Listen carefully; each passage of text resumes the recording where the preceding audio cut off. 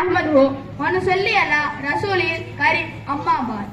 அளவற்ற அல்லாஹ்வின் நிகரற்ற அன்புடையோர் எல்லாம் அல்ல அல்லாஹ்வின் திருப்பெயரால் துவங்கினேன். சிறப்பான இந்நிகழ்விற்கு வருகை புரிந்திருக்கும் அத்தனை நபர்களுக்கும் எனது ஆரம்பமான சலாத்தை சமர்ப்பணம் செய்து எனது உரையை துவங்கிறேன். அஸ்ஸலாமு அலைக்கும் வரஹ்மத்துல்லாஹி வபரகாத்துஹு. கண்ணியமான பெருமக்களே, இன்று எனக்கு கொடுக்கப்பட்டிருக்கும் தலைப்பு அண்ணல் நபிகளின் அழகிய முன்மாதிரி. இன்று உலகம் முன்மாதிரி இல்லாமல் தவியோ தவிக்கின்றன. சிறந்த சரியான முன்மாதிரி இல்லாததின் காரணமாக விளையாட்டுத்துறை, சினிமா துறை, இன்னும் பல துறைகளில் தவறான நபர்களையும் பொருட்களையும் முன்மாதிரியாக எடுத்து செயல்படுவதை பார்க்கின்றோம். நவுதுபில்லாஹ். வேதனை என்னவென்றால், சிறுநீர் கழித்து விட்டு சுத்தம் செய்ய தெரியாதவர்களை எல்லாம் தனது ரோல் மாடலாக தீவிரமாக பின்பற்றி அவர்களின் ஹேர் ஸ்டைல், அவர்களின் டிரெஸ் கோட், இதர பல செயல்பாடுகளை வாழ்க்கை லட்சியமாக கொண்டு செயல்பட்டு வருகிறார்கள். நவுதுபில்லாஹ். அல்லாஹ் நம்மையும் நம் சமூகத்தையும் பாதுகாத்து அருள் புரிவானாக. ஆமீன். அன்பிற்குரியவர்களே, 1400 சில்லறை ஆண்டுகளுக்கு முன்பே ஒரு அழகிய முன்மாதிரி பிறந்தது. யார் அந்த அழகிய முன்மாதிரி? அவர்கள்தான் அகிலத்தின் அருட்குடை அண்ணல் கோபால் முகமது நபி ஸல்லல்லாஹு அலைஹி வஸல்லம் அவர்கள். அந்த அழகிய முன்மாதிரி என்ன செய்தது? சிறுநீர் கழிப்பதிலிருந்து சிம்மாசனத்தில் அமர்வது வரைக்கும் அனைத்தையும் கற்றுத்தந்து செய்து காட்டிய அழகிய முன்மாதிரியாக திகழ்ந்தார்கள். இதற்கு பல சான்றுகள் என்னால் தர முடியும். ஆனால் உங்களின் நினைவுக்கு சில சான்றுகளை நான் கூறுகிறேன். நம்பர் 1, மக்காவில் ஹஜருல் அஸ்வத் கல்லை எடுத்து வைக்கும் விஷயத்தில் ஏற்பட்டுள்ள மிகப்பெரிய சாதி சண்டை ஒன்றுமில்லாமல் ஆக்கி அனைவருக்கும் மத்தியில் ஒற்றுமையை வித்தித்த அழகிய முன்மாதிரி அண்ணல் கோபால் முகமது நபி ஸல்லல்லாஹு அலைஹி வஸல்லம் அவர்கள். நம்பர் 2, பெண் குழந்தைகளை உயிரோடு புதைத்தவர்களே. ஒரே ஒரு பெண் குழந்தை வளர்க்கும் விஷயத்தில் நான் நீ என்று போட்டி போட்டவர்களாக மாற்றி கல் நெஞ்சையும் கணிந்த நெஞ்சாக மாற்றி பெண் குழந்தைகளின் மகத்துவத்தை அகிலத்திற்கு அறிய செய்த அழகிய முன்மாதிரி அண்ணல் கோபால் முகமது நபி ஸல்லல்லாஹு அலைஹி வஸல்லம் அவர்கள்.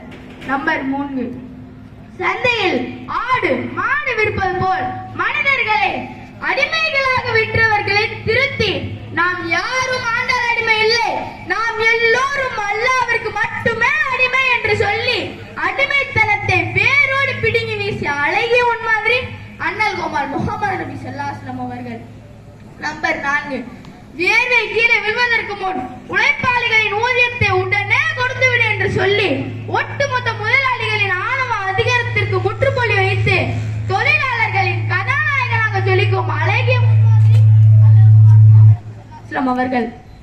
நம்பர் 5, தாயின் காலுக்கில் சொர்க்கம் உள்ளது, தந்தையின் பொருத்தத்தில் அல்லாஹ்வின் பொருத்தம் உள்ளது, பெற்றோர்களை கண்ணு கொள்ளைமையாக வைத்து பார்த்துக் கொள்ளுங்கள் என்று சொல்லி ஒட்டுமொத்த பெற்றோர்களின் ஒழுக்கத்தை எப்படி பேண வேண்டும் என்று சமூகத்திற்கு சொல்லிக் கொடுத்த அழகிய முன்மாதிரி அண்ணல் கோபால் முகமது நபி ஸல்லல்லாஹு அலைஹி வஸல்லம் அவர்கள். நம்பர் 6, யூத ஜனாசாவை கொண்டு செல்லும் போது எழுந்து நின்று மரியாதை செலுத்தி ஒரு உயிரின் மகத்துவத்தை மாண்பே உலகறிய செய்த அழகிய முன்மாதிரி அண்ணல் கோபால் முகமது நபி ஸல்லல்லாஹு அலைஹி வஸல்லம் அவர்கள். எனவேதான் அல்லாஹ் திருமறையில் கூறுகிறான், லகத் கான லகும் ஃபீ ரசூலில்லாஹி உஸ்வத்துன் ஹஸனா. திட்டமான அல்லாஹ்வின் தூதர் முஹம்மது நபி ஸல்லல்லாஹு அலைஹி வஸல்லம் அவர்களிடம் அழகிய முன்மாதிரி இருக்கிறது. சூரா 33 ஆயத் 21. இந்த ஆயத்தின் கருத்தை நாம் எப்படி எடுத்துக்கொண்டோமோ என்னவோ தெரியவில்லை.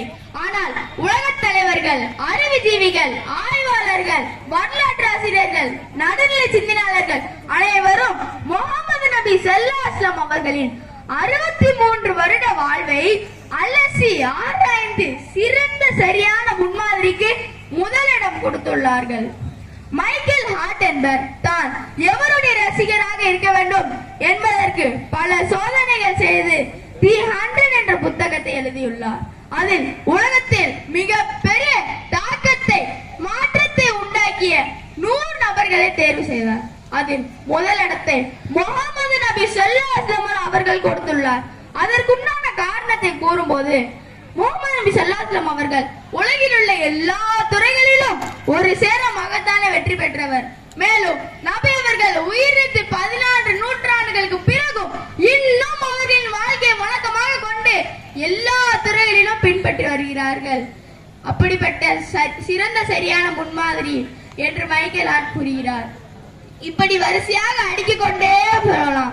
குடும்பவியல், அரசியல், பொருளியல், மனிதநேயம், ஆன்மீகம், விஞ்ஞானம், தனிநபர் ஒழுக்கம், நற்குணம், பொதுநல சேவை, மருத்துவத்துறை, இப்படி அனைத்திற்கும் அழகிய முன்மாதிரியாக திகழ்ந்து அந்த வாழ்க்கையை கட்டமைத்து நமது கையில் தந்துவிட்டு மறந்திருக்கிறார்கள்.